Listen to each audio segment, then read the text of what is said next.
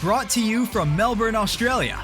This is the Badminton Podcast, a community for badminton players by badminton players, where we talk badminton, celebrate local heroes, interview players from all walks of life, and push you to grow as a player and a person. Introducing your hosts, Jeff and Henry. Welcome to the Badminton Podcast. I'm Jeff. And I'm Henry. And we're the co-founders of Volant, and we're here because we love badminton. Thanks for joining us. We're so excited to be here with the next episode of our podcast.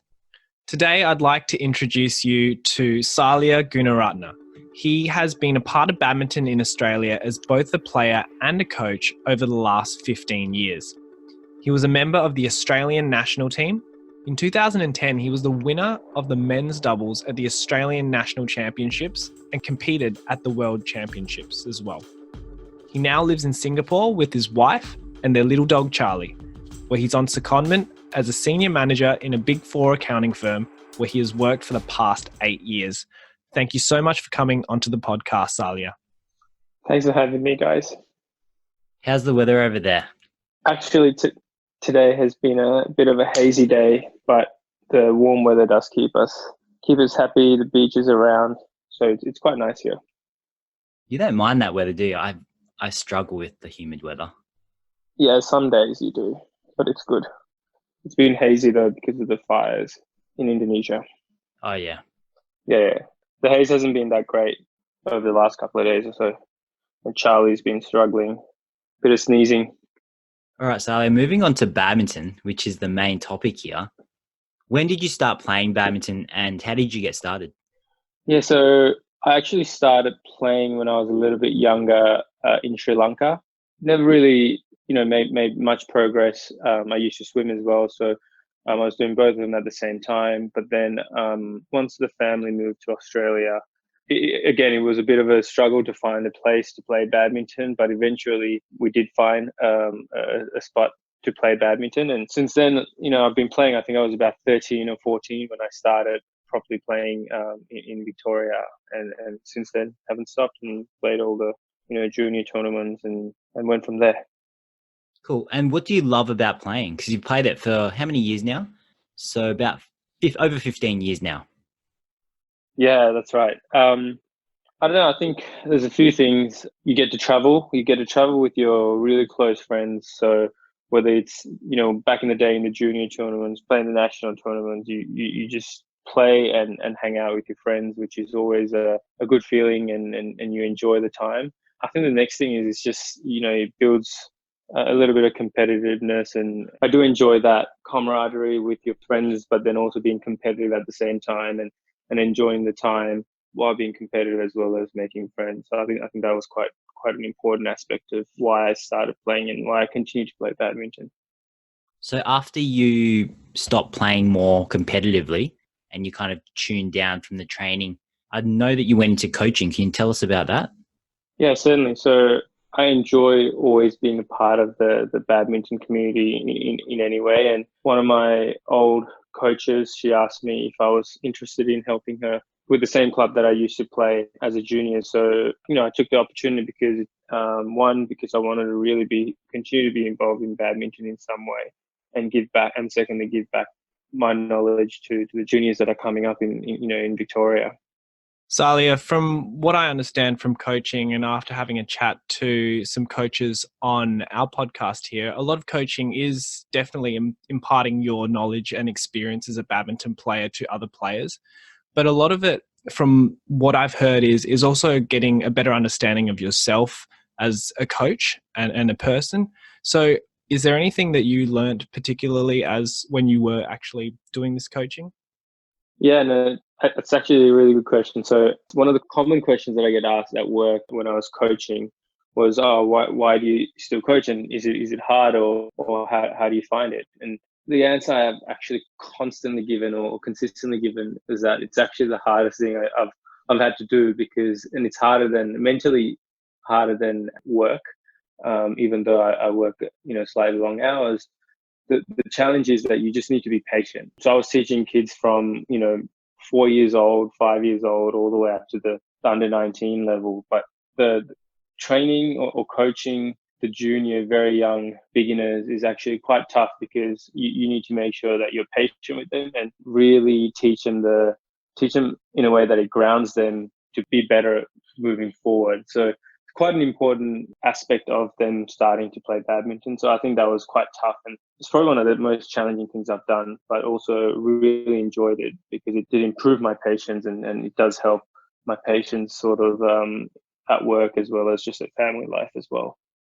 And Sally, not only patience, it's also about keeping them engaged. I've had some experience in coaching that kind of age group as well, the really young kids. And of course, you're trying to get them to use the right technique and do everything that you say. But most of all, you need to keep them engaged so that they keep enjoying playing badminton and they keep coming back. And I found that quite challenging as well. Yeah, absolutely. You have to make it fun. Fun with the aspect of, getting the technicality to them in a way. But fun is very important to keep them engaging. I can imagine that'd be incredibly difficult with children of that age, Saliya. So out of all the things you've done in badminton as a player and as a coach, what would you say is the most memorable or the most special moment in your badminton career?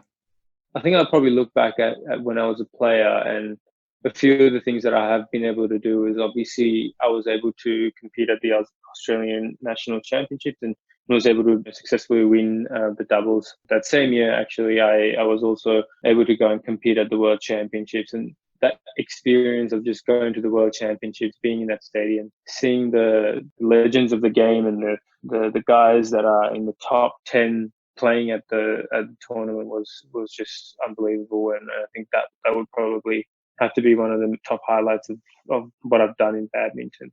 And Saliya, from my understanding, is that you've also spent some time playing with my co-host Jeff. So how was playing with Jeff as well? Can you tell me a bit about your experience when you were playing with him?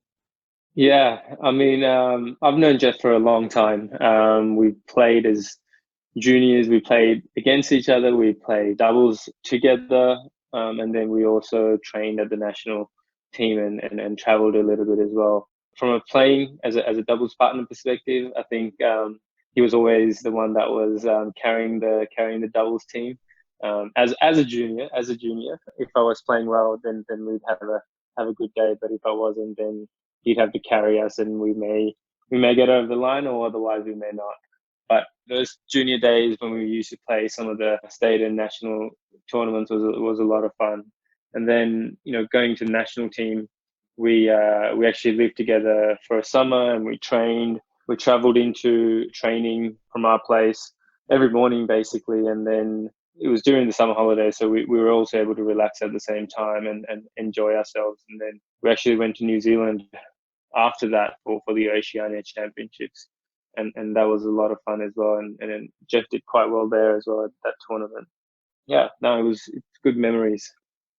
I do remember all those memories, Saliya, and getting up those early mornings because you used to live so far away from the training center and dealing with traffic and everything like that. So definitely remember that. Saliya, let's move on to the main topic of today's episode. Now, whenever someone asks me, hey, what does Saliya do? I'm always very proud as one of your good friends to say what you do, because I know that you've come a really long way from when you first started. So could you share with us and for all the listeners what your pathway looked like from when you were a university student studying commerce to where you are today as a senior manager at a Big Four accounting firm? It's been quite a journey. If I take the journey from start to where I am now, I think one of the main things that got me to where I am and got me a role where I'm working at the moment was the internship. The summer internship programs at the Big Four accounting firms are quite key and an amazing starting point for anyone that wants to be in this area. So I recommend looking at those opportunities and making sure you're ahead of sort of timing wise and ready for application processing and whatnot that you need to do in order to get into the internship program. It's not just the internship program. I have a lot of colleagues that have done what's called a traineeship or a 1-year sort of cadetship. So depending on the university you were at, you're able to do a 2-year traineeship or a 1-year cadetship as well before you finish university. So that's also a good pathway to join one of the firms as well. So after the internship, which I did at the firm, I started as a grad a year or so afterwards. I did take a little bit of time before I started the grad program, purely because I was playing badminton and I wanted a little bit of time before I started work to try and excel and do as much as I could as a player. But once I started, I worked through different roles, different clients, different industries, and really got a breadth of experience in the first 2 or 3 years that I worked at the firm, which gave me a little bit more of a overall picture of what I could do within the firm. And I think that was a good opportunity. And I encourage people that think about either going into an industry or going into a specific area, perhaps not to do that, and try and see if you can, get a little bit more breadth of experience around numerous industries and business areas. I think if I think about, where I am now, what I've done to get myself to be at the place I'm now, and also what opportunities I have been given and I've sought while I was at the firm, I think there's a few key things that I can think of. One, I was open to really take the opportunity to go and work overseas. So I did work overseas in New York for 3 months, which was a really good opportunity because it basically enhanced the knowledge that I've been gaining while working in Melbourne, purely because it's a different and a bigger market in New York. So it basically enhanced the knowledge I had, and then I was able to bring that back home when I came back after that secondment. And I was able to pass on that knowledge to my other colleagues and of course enhance the work that we were doing as a group. And then secondly, I think it's just more being open to the fact that in any of those firms, and in particular the firm that I'm working in, that there's so much opportunity, so much things to do in terms of work. So there are so many different divisions to work in. It's a place where you can do so many different things. And a lot of the time, new starters or people that are, going to senior associate level or manager level are quite, I feel, think about it in a one-dimensional way, in the sense of what you're doing right now is what you can do if you were to continue on with the firm. So my encouragement and what I would like to tell everyone is that it's not just that. You have the opportunity to try different things, travel overseas. And, that led me to be here in Singapore. It was an opportunity that I wanted to take, both personally as well as from a career perspective. So I do encourage people to really think about not just thinking one-dimensionally, that's all you would be doing if you're at one of these firms. You do have a larger variety and opportunities, industries, or whatever else you want to do to be able to do that. So Saliya, it sounds like having an open mind and grasping opportunities that come your way has really led you to where you are in the Big Four firm that you are at now. But I want to take a step back and just ask you, if you were to take this pathway again, is there anything that you would change or do over again? It's always a hard question, right? So you always think about what you could do better or what you could have done differently. I have also gone through times where I've been uncertain about what I wanted to do with work or what I wanted to do with my career. And that's a very normal thing for anyone working anywhere, in corporate or elsewhere, that you would go through those emotions of, uncertainty about what you want to do in the future. I think ultimately the main thing or something that you just really need to think about is what do you want to do and what really drives you as a person, or what really is something that you could actually do. So even during those uncertain times, I think personally, I would have taken a step back to understand, okay, what do I want to achieve? What is my long-term objective? Those kind of thought processes really did help me in terms of where I am now. But I think there are instances where there's a bit more prolonged uncertainty or, thought process not being finalized from my side. So I think a few of those things I would probably change. I think the uncertainty or the time lag of being uncertain was probably something that I had for a little bit too longer than I would have probably preferred it. So Saliya, just with what you're talking about, did you feel that you took too long to make your decisions? Is that what you're saying? Yeah, I think so. It could be because, I wanted to obviously make the right choice, but then it could also have been that I could have, I could be a little bit more assertive in that choice that I would have made. But I think ultimately I wanted to make sure that I made the right choice for both myself and my family. And ultimately it took a little bit longer than I probably would have really wanted to. But that's probably the only thing that I would change. So it sounds like the bit of a fine line between taking too long, but also making sure you make the right decision as well. Yeah, that's right. So I know before, Saliya, you said that when you started working and you were progressing in your career, that being open to new things and being receptive to those things was really important in your progression and making it to where you are now. Is there anything else that you felt that you did differently to, say, some of your colleagues that made you stand out from the rest? And is there something that you could encourage other people to do as well? Yeah, certainly. I think once you sort of get to a point in time where you've got that, breadth of experience across industries, you do need to make a choice as to what you want to do in the firm that I'm working or in general in the big four firms. You do need to make a choice as to what you want your brand to be or what you want to specialize in. So I think it's always important that you know that and you basically become good at that. So that's something that will differentiate you, whatever you do. So I think that's a key point to think about, but it's not something that you think about as a grad, senior, associate, and even going through from a manager perspective. That's when you really think about what your brand should be and what you want to really focus on. But at the start, as I mentioned, you just need to make sure you get the breadth of knowledge across the board. So how do you think someone in the audience would identify what their brand is, besides obviously getting a breadth of experience in various industries at any accounting firm? What do you think are some of the things that a listener could do to try and identify what their brand or what their specialty would be? I think once you get that experience across the board, you really need to go down the path where you're really passionate about something. So if you're passionate about something, I think that's what you really need to make sure, that's going to be your brand. Because if you're not passionate about what you want to create as being, your specialization or your brand, it's not going to happen, right? So if you're passionate about it, you're interested in it, you want to explore further in that field, then I think that's the way forward. And that's what I would encourage everyone to think about, an area of specialization.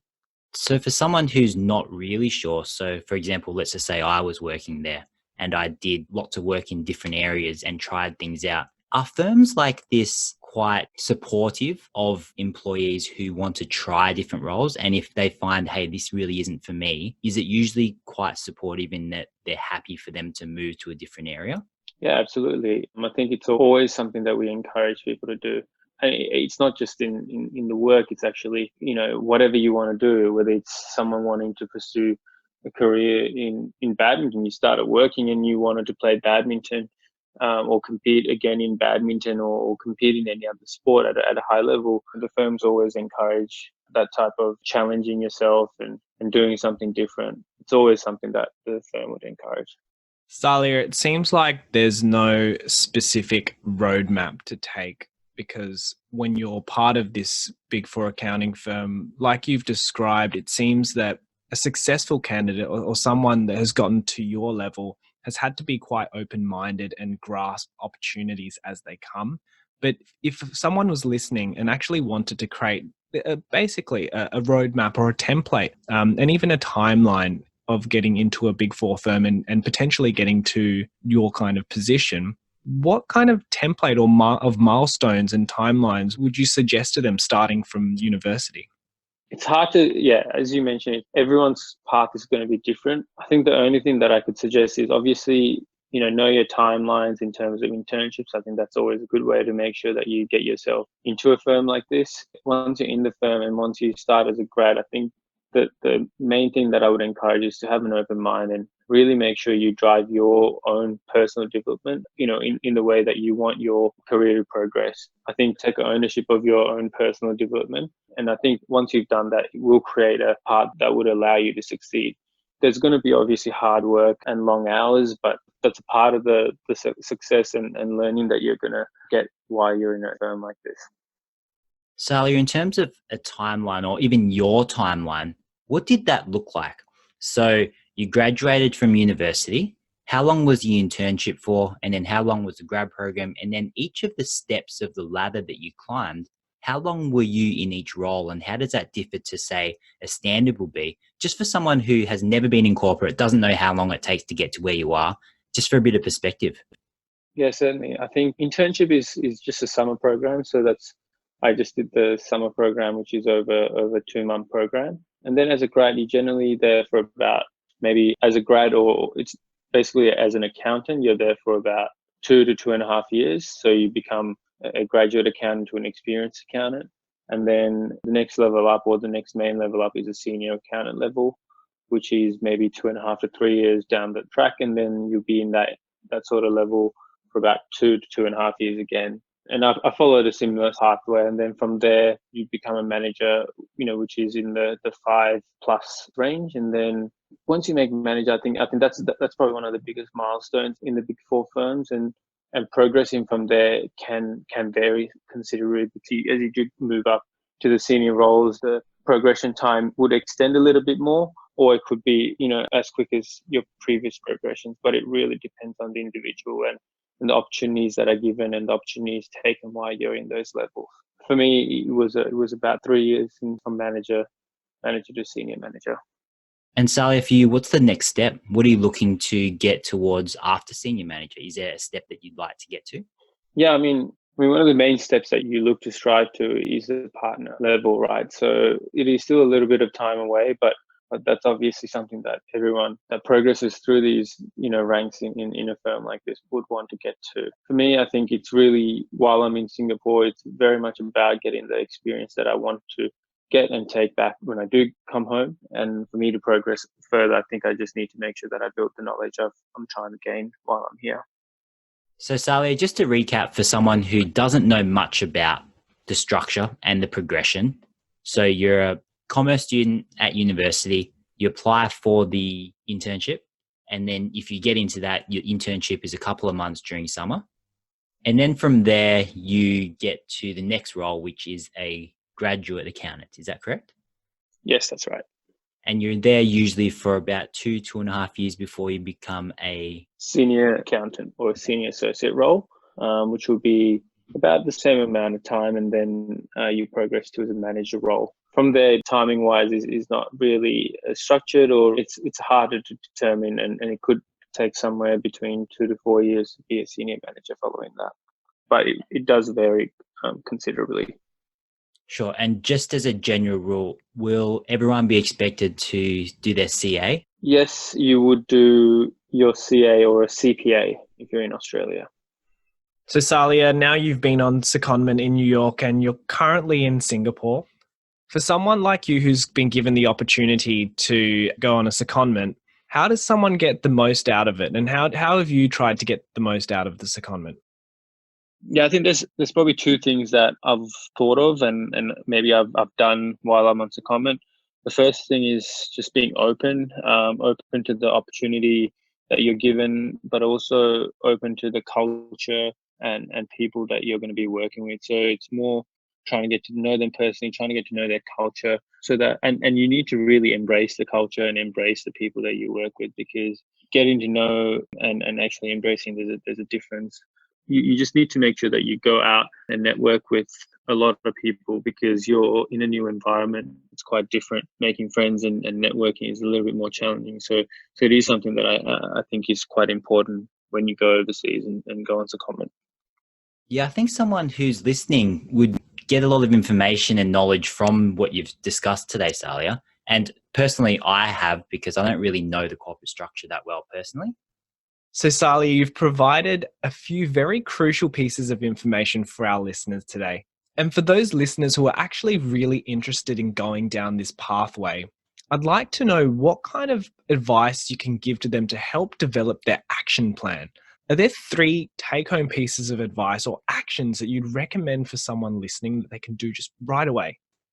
Yeah, sure. So I think if you're a new starter or if you're still at university, I think it's important you know the timelines of when the grad programs and application opening times are for grad programs as well as internships, depending on which angle you want to take.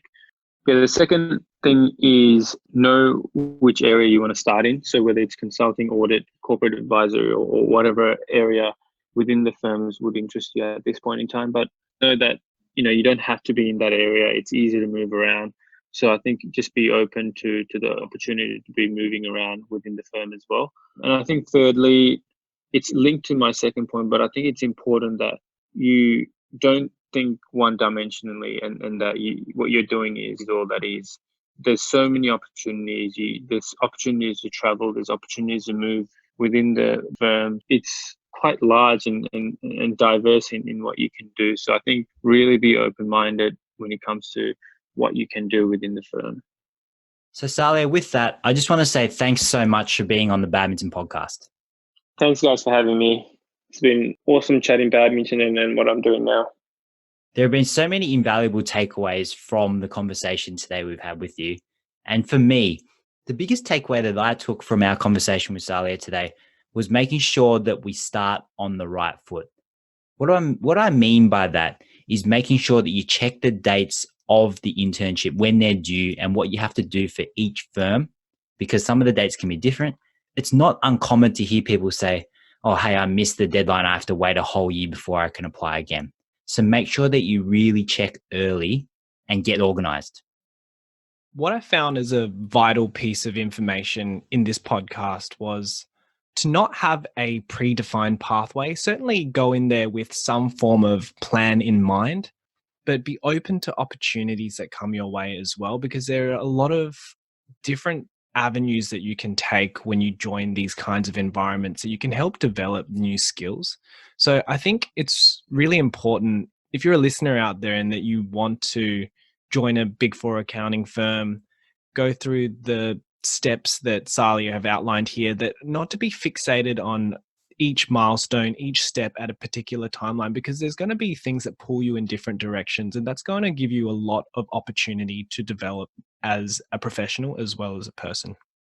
Well said, Henry. A lot better than my takeaway. But mine's still really important. Which was yours? He actually stole my takeaway. But that's all right. So for everyone listening, thanks so much for tuning into the Badminton Podcast. We'll continue to push you to grow as a person and as a player in your career, in your lives, by inviting special guests like Saliya Gunaratne onto the podcast. Make sure that you keep playing badminton, make sure you keep loving it, and make sure you keep sharing your love for the sport with everyone you know, because we want to show the world how incredible badminton is. Because it really is. And if you want to connect with us, you can connect with us on Instagram, Facebook, and YouTube via our social media handle, Volantwear, VOLANTWEAR, or on our website via www.volantwear.com. Thanks for tuning in, and we will speak to another awesome guest next time. Bye. This podcast was brought to you by Volantwear, the most versatile badminton apparel you'll ever own.